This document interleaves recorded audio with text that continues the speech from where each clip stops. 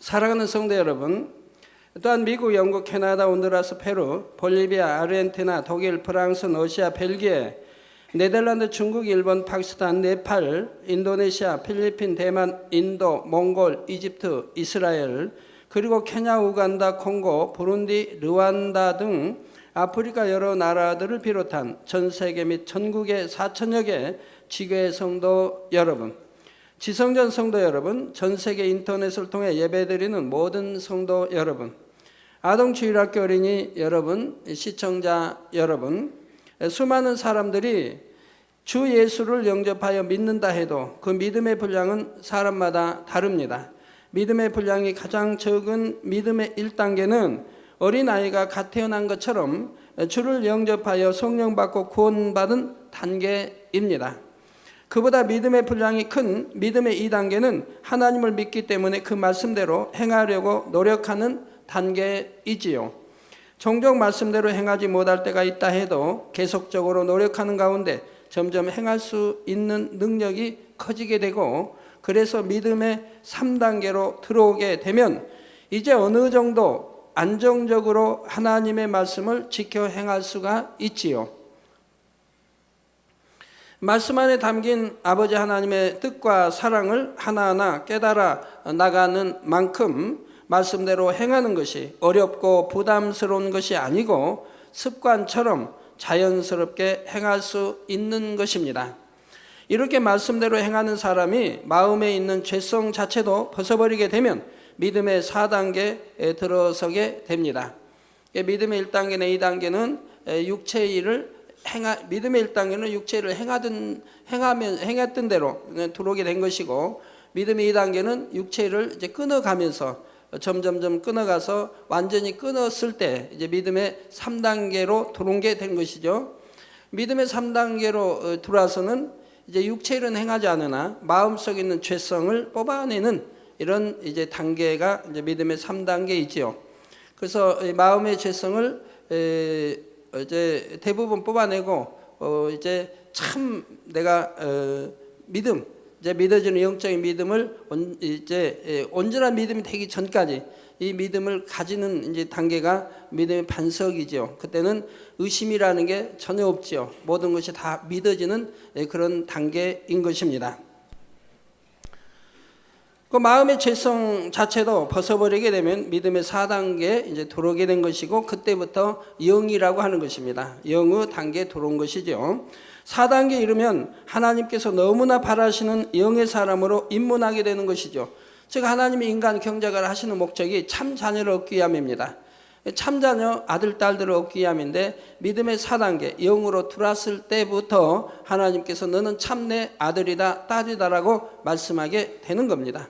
그때부터는 하나님의 간섭이 이제 직접 간섭하시게 되는 단계이죠. 믿음의 이제 1, 2, 3단계는 이제 하나님이 지켜 이제 말씀대로 행할 때는 하나님이 지켜주시고 이렇게 이제 불꽃 같은 눈동자를 보시지만, 믿음의 4단계로 들어오면 하나님이 일일이 간섭을 하세요. 이 간섭이라는 것은 좋은 의미의 간섭입니다. 내가 잘못 갈 때는 잘 가도록 이렇게 도와주시고 이끌어주시는 하나하나 세밀하게 이런 간섭을 말씀하는 거지요.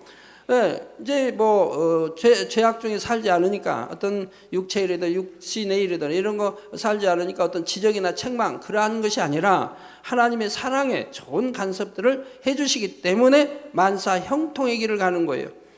내가 잘못 생각하고 잘못 경험과 잘못 체험 속에서 지금 동으로 간다. 근데 하나님이 동으로 가는 것은 잘못된 길이다. 잘못된다고 한다면 하나님이 동으로 가지 않게 마음을 주관해서 반대 서로 축복된 길로 가도록 인도하십니다. 그런데 주관을 해도 잘 모르고 그리고 동으로 간다고 하면 하나님이 드러내서 동으로 가는 것이 잘못된 길인 것을, 실패의 길인 것을, 이런 것을 보여주십니다. 그래서 돌이켜서 바른 길로 가도록 이렇게 이런 간섭을 하신다 이 말입니다. 오늘은 믿음의 분량 12번째 시간으로 믿음의 4단계에 대한 말씀을 시작합니다. 사랑하는 성도님들은 증거되는 말씀을 통해 신속히 영으로 온영으로 들어가시기를 바랍니다. 그래서 여러분의 범사에 전능하신 하나님의 역사를 체험하여 온 세상에 하나님의 영광을 나타낼 수 있기를 주님의 이름으로 축원합니다. 사랑하는 성도 여러분, 믿음의 4단계는 주님을 지극히 사랑하는 믿음입니다. 여러분, 사랑하는 거와 지극히 사랑하는 거와는 다르죠. 물론 믿음의 3단계에서도 주님을 사랑한다고 말할 수 있지요. 요한복음 14장 15절에 너희가 나를 사랑하면 나의 계명을 지키리라 하신 말씀대로 계명을 지켜 행하기 때문에 하나님을 사랑한다고 할 수가 있습니다. 이게 믿음의 3단계에 들어오면 이제 계명을 지켜 나가지 않습니까? 그러니까 하나님을 사랑한다고 할 수가 있다 이 말입니다. 계명을 어기려고 하지 않는다 이 말입니다. 근데 내 안의 죄성은 내가 원래 가지고 있던 것을 버리려고 해도 그냥 버려지는 게 아니라 이 말이에요. 이런 걸 손에 가지고 있는 거 버리면 되지만 이거 마음 안에 내 몸과 모든 걸로 이제 결합된 것이기 때문에 내가 버린다고 해서 되는 게 아니라 이 말입니다. 그런데 이것은 이제 내가 금식을 하든 철야를 하든 이제 피 흘리기까지 싸워 버리면서 버려나가는 것이라 이 말이에요. 그렇기 때문에 계명을 지키기 때문에 하나님을 사랑한다고 고백할 수는 있다 이 말입니다. 그러나 아직 마음의 죄성까지 버린 것이 아니기 때문에 주님 사랑해요 고백하는 것이 조금은 민망하지요. 정결한 마음으로 믿음의 4단계에 이르면 담대하게 주님을 사랑합니다 고백할 수 있고, 하나님께서도 그 고백을 기뻐 받으심으로 사랑의 고백을 할 때 성령의 감동을 입게 됩니다. 그래서 여러분들이 사랑과 이렇게 지극히 사랑하는 거는 차이가 있으니 잘 분별하시기 바라요.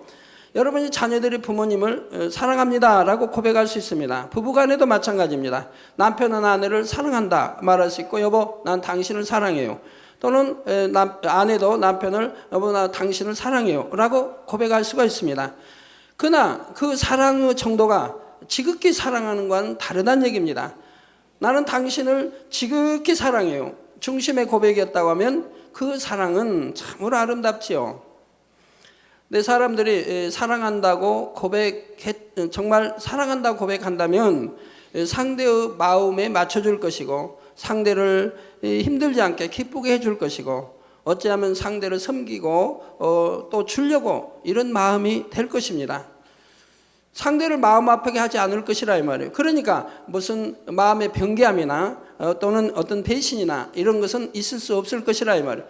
아내를 속이고 어떤 나쁜 행동을 한다든가, 아니면 남편을 속이고 어떤 나쁜 행동을 한다든가, 이런 행동은 나오지 않을 것이라 이 말이에요.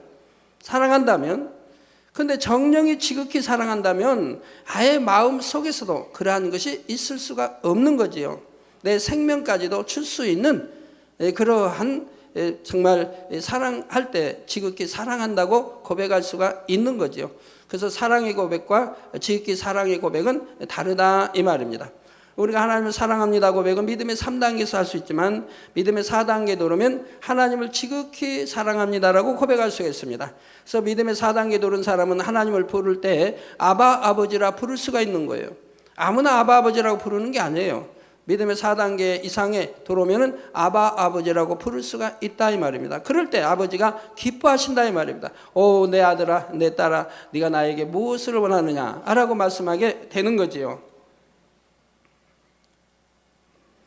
그래서 믿음의 4단계의 고백은 하나님 사랑합니다의 차원 넘어서 지극히 사랑하는 고백이기 때문에 감동이 온다 이 말입니다. 그래서 이런 영으로 들으신 분들이 하나님을 사랑한다고 고백할 때 보면 여러분 눈날에 이게 축축하게 눈물이 눈알을 적시는 걸 보게 돼요. 그걸 또 진하게 막 사랑한다고 고백하려면 눈물방울이 뚝뚝 떨어지게 된다 이 말이에요. 그러니까 절제해야 되니까, 아무도 그러면 안 되니까 절제를 하게 되는 거지요. 왜 이렇게 눈물이 눈알을 적실까요? 감동이 오기 때문에 그래요. 아버지 사랑합니다만 해도 감동이 오기 때문에. 그래서 이렇게 영으로 들은 사람은 하나님을 지극히 사랑하기 때문에 그런 감동이 주어지기 때문에 바로 그렇게 되어지는 거죠. 자, 한 가지 예를 통해 믿음의 2단계, 3단계, 4단계를 비교해 보도록 하지요. 데살로니가 전서 5장 16절에서 18절에 항상 기뻐하라, 쉬지 말고 기도하라, 범사에 감사하라, 이는 그리스도 예수 안에서 너희를 향하신 하나님의 뜻이니라 했습니다. 믿음의 2단계에서는 이 말씀을 들어서 알지만 시험 환난을 만나면 그만 기뻐하지 못하고 불평하며 기도를 쉬기도 합니다. 그러나 3단계에서는 어려운 일을 만나도 말씀대로 기뻐하고 감사할 수 있지요. 물론 3단계 초입에서는 연단이 심히 감당하기 어렵게 여겨질 때 중심에서 기뻐하고 감사하지는 못하고 때때로 왜 이런 일을 겪어야 하나 하며 힘들어하는 경우도 있습니다. 그러나 믿음의 3단계 있는 사람들이 아주 힘든 연단은 받지 않습니다. 등이 이길 수 있는 연단을 받아요. 왜냐하면 어떤 사망일로 가는 이런 육체일을 행한 것이 아니기 때문에 내 마음에 있는 죄성을 뽑아내려고 이제 기도하며 이렇게 싸워나가는 단계이기 때문에 어떤 연단 시험이 와도 이기지 못할 그런 연단과 시험이 오는 것은 아닌 것이라 이 말입니다. 능히 이길 수 있다 이 말입니다. 그러나 곧 이런 생각을 물리치고 왜 이런 일을 겪어야 하나 하며 힘들어하는 경우 이런 생각을 물리치고 말씀대로 감사하고 기뻐하는 것이 바로 믿음의 3단계이지요. 그러다가 3단계 중반 이상이 되고 반석에만 서도 이런 생각은 거의 들지 않고 마음에서부터 기뻐하고 감사할 수가 있습니다. 여기서 더 나아가 4단계의 믿음이 되면 심히 고난을 당하고 죽을 고비를 맞는다 해도 중심에서 기쁨이 나오게 되지요. 다니엘이나 세 친구와 같이 애매히 고난을 받아 불 속에 던져지거나 사자굴에 들어간다 해도 하나님께 오직 감사로 기도하며 찬양할 수가 있습니다. 그래서 여러분 바로 하나님께서는 바로 선지자들을 보면은 어떤 그 고난을 당해도 애매히 아무 잘못 없이 고난을 당해도 그래도 기뻐하고 감사하는 것을 볼 수가 있지요. 만약에 다니엘의 세 친구가 사자굴에 들어가는 것을 알고 그리고 풀무불에 던짐을 받는 것을 알아도 기뻐하고 감사하지 않습니까? 그 기도 쉬지 않고 꼭 정해진 기도를 습관을 쫓아 하는 것을 볼 수가 있고요. 베드로도 마찬가지입니다. 또 사도 바울도 마찬가지입니다. 많은 대중 앞에서 그런 하나님의 권능받은 자가 대중 앞에서 모욕을 당하고 그리고 피 흘리기까지 매를 맞고 그렇게 하고 깊은 감옥에 쇠사슬로 다 감긴 채 이렇게 깊은 감옥에 들어 있다 할지라도 밤중에 또 찬미하고 하나님께 감사하는 것을 볼 수가 있지 않습니까? 바로 이런 것이 믿음의 4단계 이상의 사람들인 것이라 이 말. 왜 하나님께서는 누구는 악하게 보이는데 왜 하나님이 뽑아 쓰십니까? 그들은 그만큼 이제 선의 아름다운 마음을 지닌 것을 근본이 선한 마음을 지닌 걸 아시기 때문에 하나님 그들을 뽑아서 이 세상에서 잘못 입력된 것을 다 빼내어 버리게 되면 참으로 하나님이 쓰실 만한 큰 그릇, 좋은 그릇이기 때문에 그들을 불러 연단해서 좋은 그릇이 되었을 때 권능을 주셔 사용하시는 것을 볼 수가 있습니다. 범사에 합력하여 선을 이루시는 하나님의 사랑을 확실히 믿기 때문에 현실은 아무리 고통스럽고 막막하다 해도 마음은 항상 기쁘고 행복한 것입니다. 하나님의 말씀에 순종하는 자체가 행복하고 하나님의 뜻을 행하는 자체가 즐거운 것이지요. 3단계가 말씀대로 기뻐하고 감사한다 해도 4단계와는 차이가 있습니다. 비유를 들어보지요. 종종 보면 어떤 사람은 선하고 섬김이 승해서 상대의 마음을 편케 하기 원하며 상대가 무엇을 요구하면 다 들어주려고 합니다.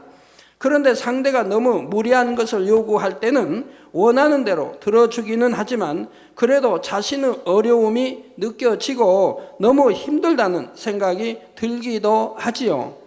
그러나 상대를 지극히 사랑할 때는 어떻습니까? 자신이 심히 힘들고 어려운 입장이라 해도 상대를 행복하게 해주기 위해서라면 물불을 가리지 않습니다.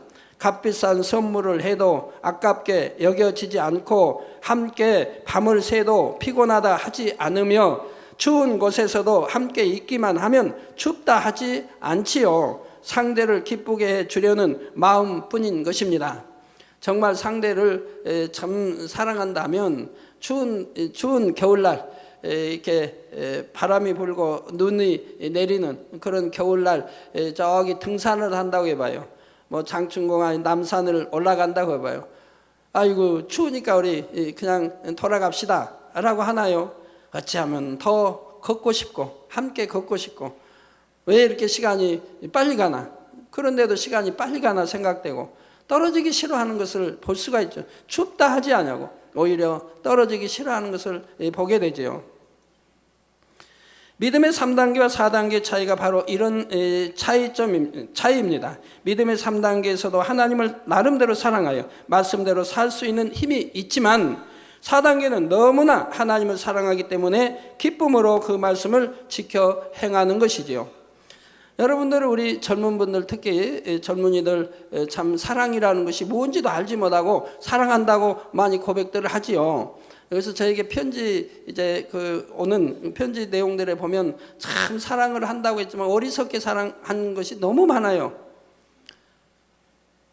당 회장님, 나는 이렇게 정말 상대가 달라는 거 다 주고 섬겼고, 또 뭐가 필요해서 이렇게 달라면 주고, 어려운 가운데 빌려서 남에게, 내 오빠에게 또 부모에게 이렇게 속여가지고 해서라도 돈에서 이렇게 주고 했는데 나중에 결과는 배신으로 오더라 이 말입니다. 그 배신으로 왔으면 감사해야 되는데 감사가 아니라 몇 달 동안 너무 슬프고 고통을 받는다 이 말입니다. 그리고 또 배신당한 남자를 사랑한다 이 말이에요. 생각을 한다 이 말이에요. 어떤 사람 몇 년 그러다가 우울증이 걸리기도 하고 너무 고통스럽게 살다가 아니 되니까 저에게 편지를 보내는 거예요. 회개 편지 겸 보내면서, 그러면서 당 회장님 기도해 주세요 그러는 거예요. 지금 사랑을 줘서는 안 될 사람에게 사랑을 줬다 이 말이에요. 속았다 이 말입니다. 속은 것이라 이 말이에요. 정령이 나를 사랑한다면 상대가 내게 돈을 요구하는 게 아닙니다. 나를 어렵게 하는, 사랑하는 상대를 어렵게 힘들게 하는 게 아니에요. 그건 사랑이 아니에요. 속이는 거지. 정말 사랑한다면 상대에게 오히려 주려고 하고 힘이 되고, 상대를 슬프게 하지 않냐고, 어찌하면 상대의 기쁨이 되고, 상대에 도와주려고 섬기려고 하는 마음이 사랑이라 이 말입니다. 내 섬김을 받으려고 하고, 무엇이 있으면 요구하고 달라 하고, 이렇게 상대를 힘들게 어렵게 하고, 상대가 무슨 저기 재벌 회사의 딸인 것도 아닌데, 그건 사랑하는 게 아니라 속이는 거라 이 말입니다. 그리고 결과에 유익이 아니 될 때는 버린다 이 말입니다. 배신해 버린다 이 말입니다. 그러면 그런 경우를 당했으면 오히려 감사해야 된다면, 왜 감사해야 됩니까? 내가 만약 그런 배신하는 남자하고 결혼했다면 일생 동안을 불행하게 살 거 아닙니까? 늘 속이고 당하며 힘들게 살아야 하지 않습니까? 그런데 결혼 전에 상대가 이렇게 나를 사랑하지 않았다는 것을 발견했으니까 오히려 감사해야 할 것이라 이 말이에요. 내가 저런 남자와 결혼했다면 내가 얼마나 평생을 불행하게 살았을 것인가, 얼마나 속이고 힘들게 살았을 것인가. 결혼 전에 발견됐으니까 차라리 감사하다 하고 감사해야 할 거 아닙니까? 그래야 되는데 그렇게 배신한 남자를 그리우고 그냥 해가지고 몇 달 또는 몇 년씩 고통받고 괴로워하다가, 그러다가 이제 견디지 못해서 또 기도해달라고 보내니 이거 얼마나 어리석은 일이냐 이 말이에요. 사랑을 해도 그래서 참 영적인 사랑을 해야 되는 것이고, 영적인 사랑은 하나님의 진리의 말씀을 여러분이 알기 때문에 영적인 사랑을 상대가 내게 하는지 나도 하고 있는지를 분별할 수가 있는 겁니다. 속을 이유가 없다 이 말이에요. 그런데 속아서 나중에는 고통받고 힘들어하는 분들이 있는 걸 보는데 참 안타까운 일이죠. 사랑하는 성도 여러분, 여러분이 적어도 믿음의 4단계에 들어와야 하나님께서 이 땅에 인간을 경작하시는 목적을 어느 정도 이루었다 말할 수가 있습니다. 이때부터는 진정으로 하나님의 자녀라고 할 수가 있지요. 그러니 여러분도 그처럼 영을 이루며 온영을 이루고자 사모하여 달려가는 것입니다. 그런데 어떤 사람들은 오랫동안 신앙생활을 해도 신앙의 발전이 너무나 더딥니다. 수년이 지나고 10년이 지나도 여전히 믿음의 2단계나 3단계 초입을 넘어서지 못하는 것이지요. 반면 어떤 사람은 처음 은혜를 받은 이후로 말씀을 듣는 대로 결단하여 죄악을 버려 나가며 신속하게 영의 마음을 이루어 나갑니다. 아브람처럼 순종만 해서 신속하게 온전한 믿음의 분량을 갖는 사람도 있고, 사라처럼 아브람과 함께 하시는 하나님의 역사를 늘 보고 듣고 함께 체험하면서도 큰 믿음을 갖지 못하는 사람도 있는 것입니다. 즉 마음의 할례를 하지 못하고 그렇게 살아가는 사람도 있는 것을 보더라 이 말입니다. 그러면 이런 차이는 어디서 나는 것일까요? 그 중요한 이유 중에 하나가 바로 각 사람의 타고난 마음이 다르고 타고난 그릇, 중심이 다 다르기 때문입니다. 사람마다 마음에 비진리가 많고 적은가, 또 얼마나 좋은 그릇이며 큰 그릇인가, 중심이 곱고 아름다운가는 천차만별이지요. 이에 따라 하나님의 말씀에 대한 사모함과 들은 말씀을 마음에 새기는 것, 그리고 새긴 말씀을 어떻게 행하는지가 달라지는 것입니다. 그러면 지금부터 믿음의 4단계 설명을 본격적으로 들어가기 전에 4단계를 이뤄 가는데 큰 영향을 끼치는 마음과 중심, 그릇에 대해 먼저 알아보겠습니다. 먼저 마음이란 무엇입니까? 원래 아담의 마음은 하나님께서 주신 생명의 씨와 그 씨를 감싸고 있는 진리의 지식들이었습니다. 그런데 범죄한 후로 마음에 있던 진리의 지식들이 빠져나가고, 즉 사랑하라, 용서하라, 물론 아담 때는 죄가 없으니까 용서하고 없지만 하여튼 다 이런 선, 하나님을 닮은, 하나님 마음을 닮은 이러한 선이라는 것이 다 진리라 이 말입니다. 이 진리로 다 마음을 이제 덮고 있다 이 말이에요. 진리의 마음이라 이 말이에요. 그런데 범죄한 후로 마음에 있던 진리의 지식들이 빠져나가고 그 대신 비진리의 지식들, 곧 죄와 악이 채워졌습니다. 왜냐하면 하나님으로부터 이제 저주를 받아서 에덴 동산에서 쫓겨나기 때문에, 육의 세상, 이 땅으로 쫓겨났기 때문에 하늘 공중것을 잡은, 저 제2하늘의 하늘 공중것을 잡은 악의 영들이 지배하고 다스리게 되었다 이 말입니다.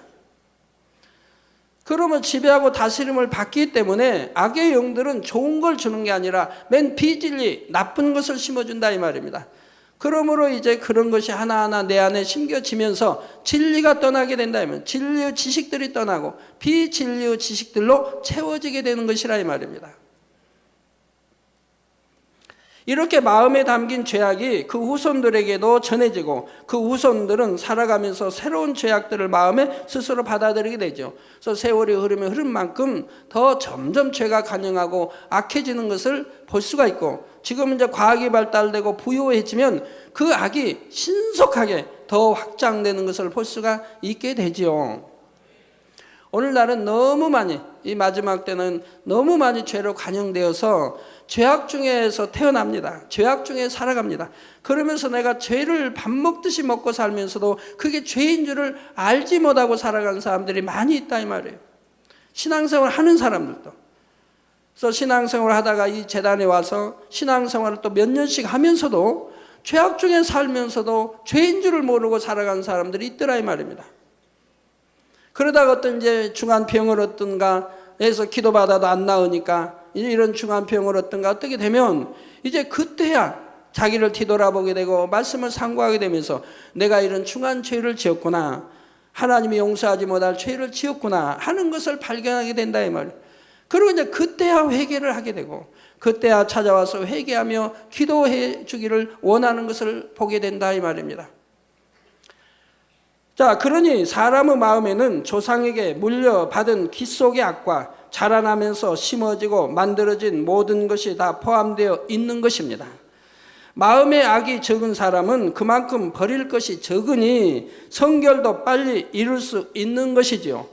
다음으로 중심이란 가장 근본에 관한 것이며 중심에 따라 각 사람의 본성적인 면에서 얼마나 간절히 선을 추구하는지가 달라집니다. 참, 저 사람은 중심이 좋아. 그런 사람이 있죠? 저 사람은 마음이 좋아. 또 어떤 사람은 저 사람은 중심이 좋아. 이렇게 마음과 중심은 다르다 이 말입니다. 마치 자석 중에서도 철을 끌어당기는 힘이 강한 것과 약한 것이 있는 것처럼 중심이 곧고 선한 사람은 근본적으로 선한 것, 온전한 것을 사모하기에 진리를 들을 때 쉽게 아멘하며 마음을 다해 순종함으로 신속하게 성결을 이루어 가지요. 비유를 들어 밭에 토질이 기름진 옥토라면 씨를 뿌렸을 때 쉽게 싹이 나고 자랍니다. 또 잘 자랍니다. 또 열매도 도실도실 잘 맺고요. 좋은 열매도 많이 맺을 수 있지요. 반면에 척박한 토질에는 씨를 심어도 잘 나지 않고 열매를 맺는다 해도 부실합니다. 물론 밭이 옥토라 해도 잘 개간되어 있지 않아서 흙이 굳어져 있고 잡초가 무성하다면 씨를 뿌린다 해도 당장 좋은 열매를 거두기는 힘이 듭니다. 그렇지만 농부가 개간하려고 마음만 먹으면 척박한 땅보다는 기름진 옥토가 잡초나 가시떨기를 뽑기도 쉽지요. 이와 마찬가지입니다. 어떤 사람은 중심은 좋게 태어났는데 악하고 힘든 환경에서 자라므로 마음에 비진리가 많이 입력된 경우가 있습니다. 이럴 때는 잡초가 많은 밭과 같아서 연단받아 죄를 버리는 과정이 필요하지만, 그러나 중심이 좋은 사람은 똑같이 비진리를 갖고 있다 해도 성결되고자 마음만 먹으면 그만큼 더 쉽게 결단하여 버려나갈 수가 있지요. 사람이 볼 때는 악하고 거친 것 같다 해도 하나님께서는 중심이 좋은 사람은 장차 어떻게 변화될 것을 아심으로 연단을 통해 깨끗하게 하시고 귀하게 쓰시는 것입니다. 이게 중심이 좋은 사람. 그래서 하나님이 구약이나 신약에 하나님이 선지자, 하나님의 종들로, 제자들로 뽑은 사람들은 중심이 좋은 걸 아시기 때문에 하나님이 그들을 뽑아서 연단해서 좋은 그릇 만들어서 권능을 주시고 쓰시는 걸 본다 이 말입니다. 그럼 가룟 유다는 왜 나왔습니까? 그건 하나님이 처음부터 아셨다 이 말입니다. 모르고 뽑은 게 아니고 아셨어요. 왜? 하나님의 뜻을 이루어가기 위해서. 악한 줄 알지만, 배신할 줄 알지만 그를 뽑아서 아버지의 일을 이루기 위해서 뽑았다 이 말입니다. 그렇지만 하나님이 너 프로 그렇게 배신해라 하신 것은 아니라 이 말입니다.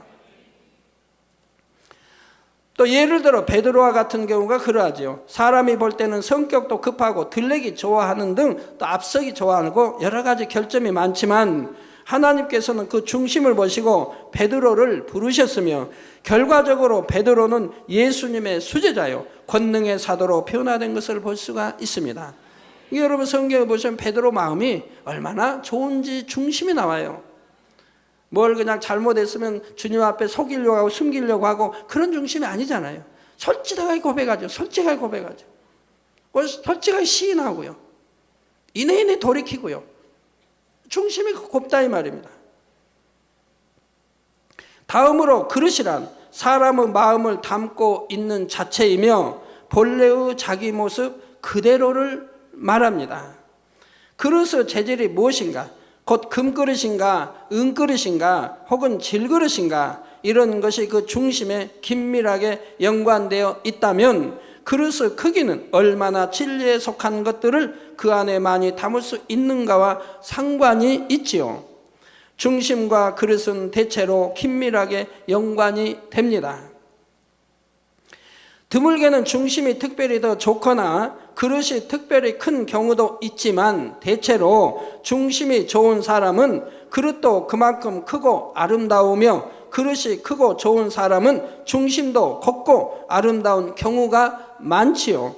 그릇이 크면 마음씀이 그만큼 넉넉하므로 한 가지 진리를 들었을 때 그 한 가지만이 아니라 더 많은 분야에서 온전히 진리로 행할 수가 있습니다. 하나를 들으면 열을 안다는 말처럼 하나님의 말씀을 들을 때 문자적으로만 제한하여 듣는 것이 아니라 근본적으로 그 안에 담긴 하나님의 마음까지 이해하여 순종하고자 하기 때문이지요.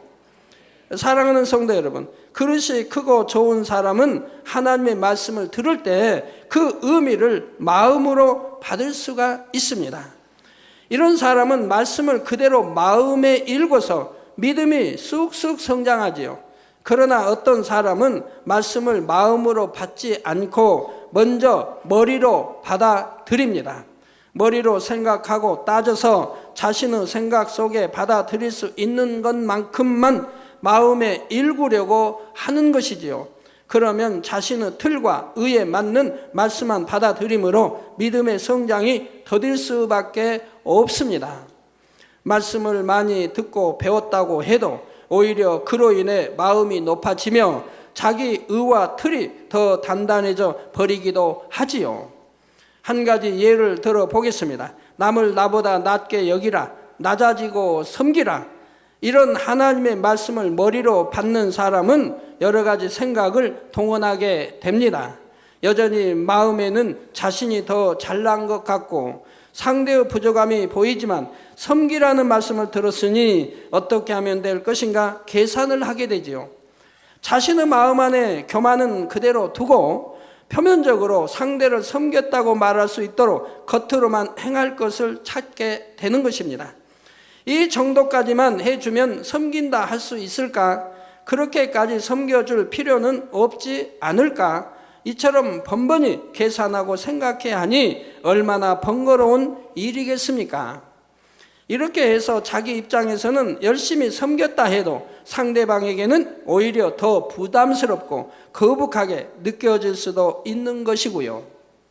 그 마음 자체가 낮아져서 섬긴 것이 아니기 때문에 섬김 받는 편에서도 상대의 진심이 느껴지지 않게 되고, 그러니 섬김 받는 것이 오히려 불편하고 민망하며 그 사람의 마음에 깃들일 수가 없는 것입니다. 그래서 사람이 섬길 때 세상에서도 중심으로 섬기는 거야, 그냥 대충 섬기는 거, 아니면 섬기는 척만 하는 거, 다 분별이 되지요. 그래서 상사를 섬길 때 정말 중심으로 섬기면 1년이, 2년이, 3년이, 4년이 가도 변함이 없이 섬긴다 이 말입니다. 그럴 때는 상사의 눈에 들게 되는 것이고 그는 높임을 받을 수가 있는 거죠. 인정을 받고요. 그래서 높임을 받는데도 여러 가지가 있죠. 중심이 좋아서 높임 받는 사람도 있고, 어떤 아이들 가지고 머리가 그냥 푸쩍푸쩍 잘 지위와 명체를 뛰어나서 돌아서 회사에 유익이 되겠다 싶어서 높임 받는 사람도 있는 거고, 여러 뭐 다 다르죠. 자, 하나님의 말씀을 마음으로 받아 마음에서부터 스스로를 낮추려고 노력하는 사람은 어떻게 해야 상대를 섬기는 것인지 생각을 동원하며 고민할 필요가 없습니다. 마음 자체가 낮아지면 말 한마디, 행동 하나가 저절로 겸비하게 나오고 상대의 입장을 존중하며 배려하는 자세가 되기 때문이지요. 그렇게 되면 여러분이 굳이 어떻게 섬겨줄까 생각 속에 고민하지 않고 노력하지 않아도 상대방은 여러분을 대하는 것 자체만으로도 편안함과 쉼을 느낄 수 있는 것입니다. 중심과 그릇에 대해 좀 더 이해하기 쉽도록 일상적인 비유를 한 가지 더 들어보지요.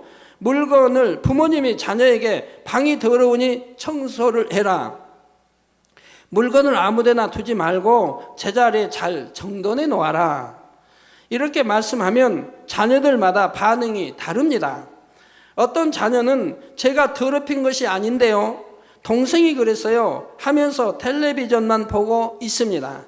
그러면서도 내가 잘못한 것이 아니니까 부모님 말씀에 불순종한 것이 아니야 라고 생각하지요.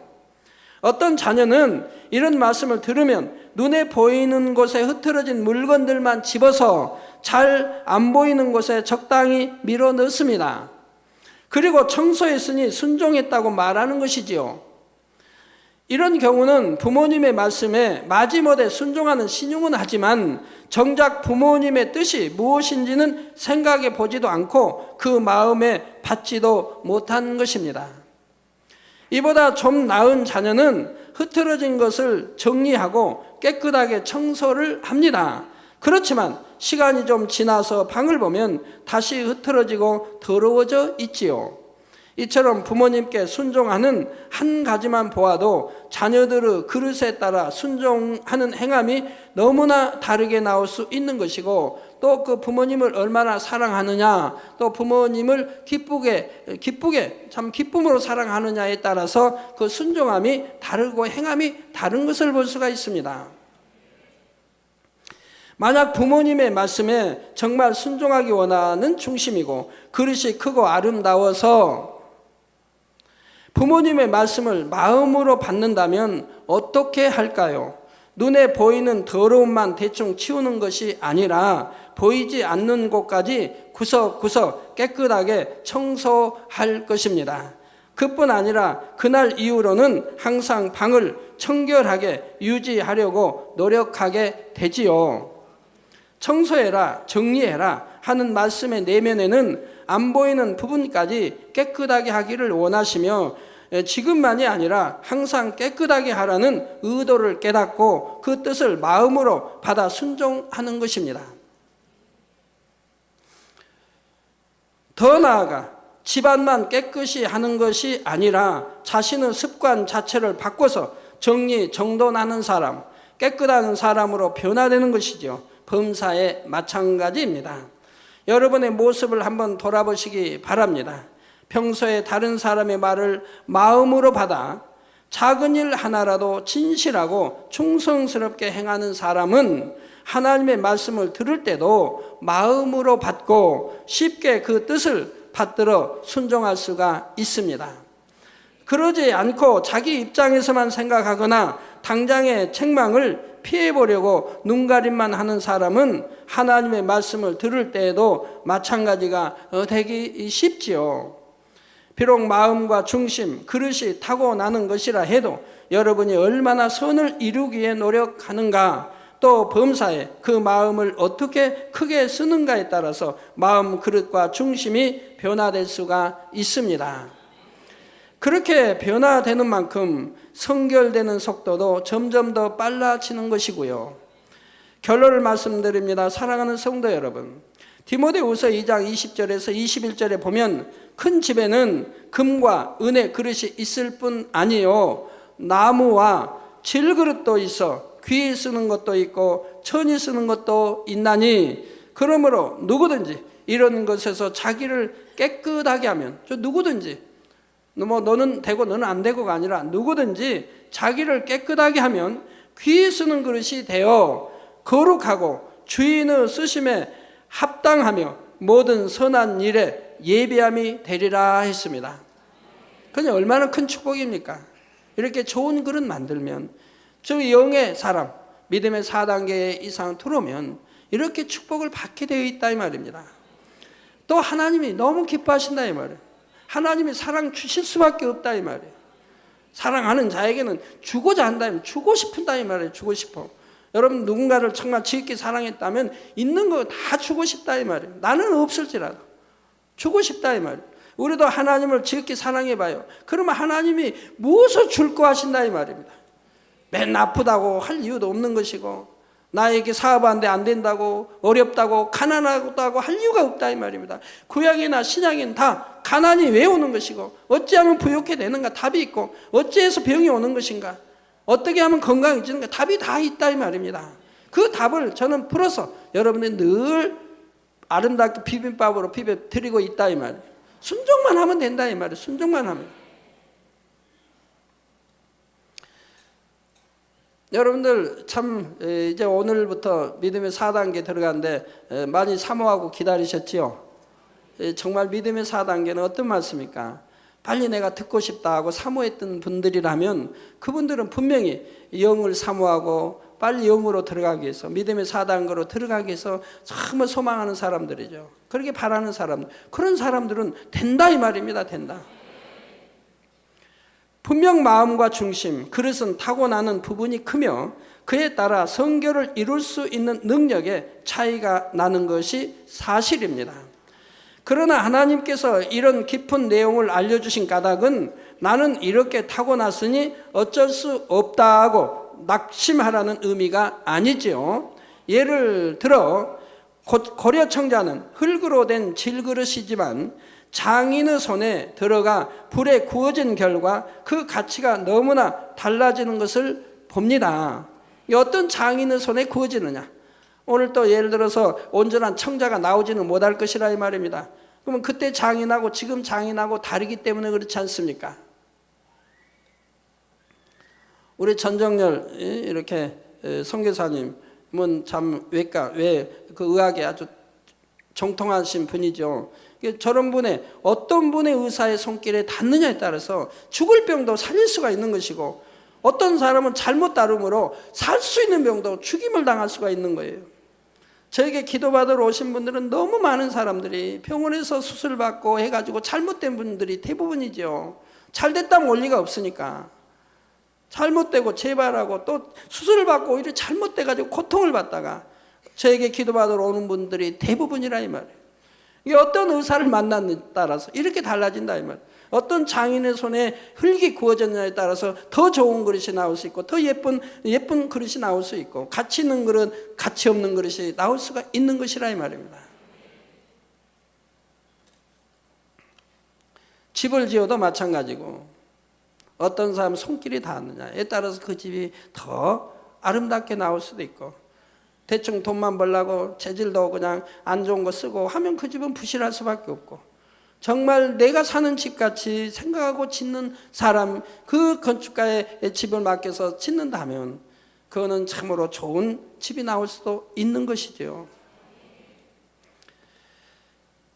마찬가지로 주 안에서 연단을 통해 죄악을 벗어버리기만 하면 어떤 사람이라도 귀에 쓰일 수 있는 것이지요. 금그릇이든 은그릇이든 그릇이 크든 작든 중요한 것은 자기 스스로 노력하여 자신의 마음 그릇을 깨끗하게 만드는 것입니다. 중심이 얼마나 곱고 아름다운가에 따라 선한 것을 사모하는 정도가 달라지고 자신의 것으로 취해 나가는 속도가 달라지지만 어차피 그 중심이란 마음이 굳어진 것입니다. 그러니 여러분이 마음에 선을 쌓고 또 쌓아서 진리의 마음으로 다져 나가면 결국 좋은 중심으로 변화될 수가 있지요. 또한 자신의 타고난 그릇이 작다 해도 부지런히 죄악을 벗어버릴수록 더 섬기고자 하고 아버지를 사랑하여 더 많은 것을 품고자 하니 그만큼 그릇이 커질 수가 있는 것이고요. 만약 이런 말씀을 알지 못한다면 죄를 버려야 하는 줄도 중심과 그릇이 무엇인지도 모르고 살아가니 타고난 것에서 크게 벗어나기는 어렵습니다. 그러나 여러분은 성결의 말씀을 통해 마음과 중심과 그릇이 변화되어야 함을 배웠고, 또 중심과 그릇이 좋은 사람은 똑같은 상황에서 어떻게 행한다는 것을 깨달아서 그렇게 행하려고 노력할 수가 있지요. 그래서 하나님 말씀은 절대적으로 참이기 때문에 여러분이 이 제단에 가서 죄를 버려나가며 이제는 말씀 안에 거할 때, 빛 가운데 거할 때는 여러분들이 아팠던 사람도 건강해지고, 그리고 병 오지 않고 병원에 가지 않고 약 먹지 않고도 강건하게 여러분 가족이 전체가 어린아이부터 이렇게 되어지는 걸 보지 않습니까? 성경대로 되어지는 걸 보지 않느냐 이 말입니다. 혹시 뭐 머리급에도 아팠다면 그는 분명히 하나님께 죄의 담을 쌓았던 것이고요. 어떤 뭐 재앙을 만났다 문제가 있다면 그건 분명히 하나님 앞에 죄의 담을 쌓았다 이 말입니다. 사람은 속일지라도 하나님은 속일 수가 없다 이 말입니다. 자, 그러니 매 순간 더 선한 것, 더 덕이 되는 것을 스스로 택하여 행하고자 노력해 나갈 때 이런 말씀을 듣지 못한 사람보다 더 쉽게 성결되어 나갈 수 있다는 사실입니다.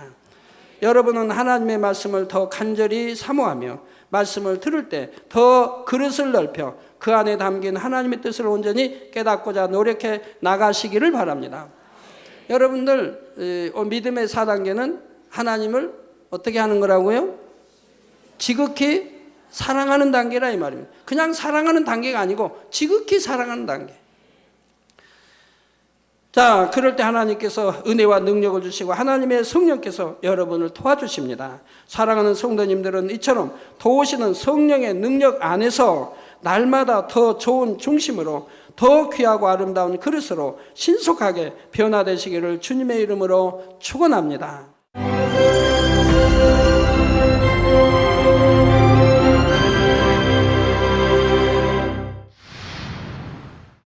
할렐루야. 전능하신 사랑의 아버지 하나님, 이 시간 기도받는 모든 성도님들을 위해 안수하여 주옵소서. GCN 방송 시청자들이 인터넷과 화상을 통해 기도받는 지교회와 지성전, 그리고 전 세계 하나님의 자녀들 위에도 시공간을 초월하여 역사하여 주시기를 원합니다. 믿어지는 믿음을 주시고 부정적인 생각과 의심의 세력을 물리쳐 주옵시며 모든 시험 환난도 물리쳐 주옵소서. 머리부터 발끝까지 오장육부 뼈 마디마디 온몸의 신경 조직 세포 등 아픈 곳마다 성령의 불로 태우시고 근본의 빛으로 역사하여 주옵소서. 예수 그리스도의 이름으로 명하노니 원수마귀 사단 모든 질병 균 연약함아 물러가라. 빛이 임하라. 모든 불치 난치병도 성령의 불로 태워 깨끗게 하여 주옵소서. 말라리아를 비롯한 모든 풍토병도 물리쳐 주옵소서. 감기, 기침, 열, 몸살, 독감 등 각종 유행성 질병도 다 물러가라. 어떠한 유행성 질병 균도 틈타지 않게 지켜 주옵소서. 위암, 폐암, 간암, 유방암, 자궁암, 대장암, 피부암 등 각종 암과 에이즈, 백혈병, 뇌졸중, 고혈압, 저혈압, 심장병, 폐병, 위장병, 당뇨, 부인병, 피부병, 갑상선 질환과 모든 염증도 깨끗게 하여 주옵소서. 소아마비, 중풍, 관절염, 디스크도 온전케 하여 주옵소서. 요통, 두통, 신경통을 비롯한 모든 통증은 사라질지어다. 간질, 자폐증, 우울증, 조울증, 노이로제 등 모든 정신질환도 물러가라. 모든 마비된 것도 풀어지고 일어나 걷고 뛸지어다. 눈도 잘 보이게 하옵시고 귀도 잘 들리게 하여 주옵소서. 소경은 눈을 뜨고 기머거리는 들으며 벙어리는 말할지어다. 각종 사고, 후유증도 깨끗게 하시고 부러진 뼈도 붙여 주옵소서. 화상 입은 것도 온전케 하옵시고 화기암 물러가라. 열도 물러가라. 아버지 흉터 나지 않게 역사해 주시기 원합니다. 마약을 비롯하여 각종 약물과 독극물 중독도 깨끗함을 입을지어다. 죽은 신경과 세포가 살아나며 죽은 자도 살아나게 하여 주옵소서. 잉태의 축복도 주시기를 원합니다. 잉태의 축복을 받으라. 예수 그리스도의 이름으로 명하노니 원수마귀 사단아, 하늘 공중 곳에 잡은 악의 영들아 물러가라. 그의 사자들도 물러갈지니라. 이 땅의 악한 영, 더러운 영, 거짓되고 간사한 영, 의간질하고 미혹하는 모든 어둠들은 물러가라. 모든 흉악의 결박을 풀고 어둠아 물러가라. 빛이여 임하라. 아버지 하나님, 부르짖어 기도할 수 있는 능력을 주시고 죄를 버리고 성결될 수 있는 능력을 주옵소서. 영원히 잘됨같이 범사에 잘되게 하시고 가정의 복음화도 이루어 주시기를 원합니다. 한 주간도 모든 사고와 재앙으로부터 지켜주시고 불통이 없는 형통한 삶을 살 수 있도록 축복해 주옵소서. 성령의 불담으로 천군 천사와 주님의 불꽃 같은 눈동자로 모든 하나님의 자녀들과 가정, 일도, 사업들을 지켜주시기를 원합니다. 학생들에게 지혜와 명철을 더하시고 공부할 수 있는 뜨거운 마음과 열정도 더하여 주옵소서. 마음과 생각을 세상에 빼앗기지 않도록 지키시고 하나님을 뜨겁게 사랑하는 학생들로 축복하여 주옵소서. 하나님의 자녀들이 먹으나 마시나 입으나 무엇을 하든지 하나님 앞에 영광 돌리는 삶이 되게 축복하여 주시기를 원합니다. 나는 하나님을 만났노라, 체험했노라, 응답 받았노라, 축복 받았노라, 간증하는 입술이 되게 역사하여 주옵소서. 아버지 하나님 감사합니다. 홀로 영광 받으옵소서. 우리 주 예수 그리스도의 이름으로 기도하옵나이다. 아멘.